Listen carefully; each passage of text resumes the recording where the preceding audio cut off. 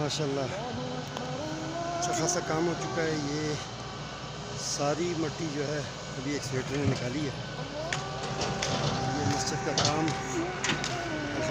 अस्सलामु अलैकुम वरहमतुल्लाहि वबरकातुहू। मस्जिद की तामीर का काम माशाल्लाह ज़ोर शोर से शुरू हो चुका है दोबारा से। ये गटर की खुदाई, पाइपलाइन वगैरह बिछाने हैं। एक्सकेवेटर मंगवाया है बड़ा।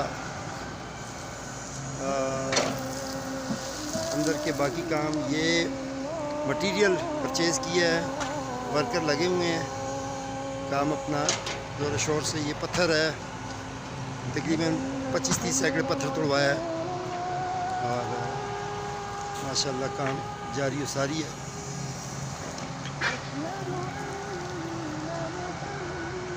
जज़ाकल्लाह खैर।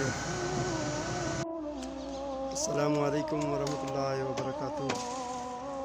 माशाल्लाह मस्जिद की तामीर के काम में आज वर्कर सारे मौजूद हैं और काम ज़ोर शोर से शुरू है।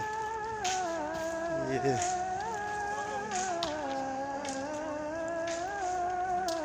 मिस्त्री साहब काम कर रहे हैं।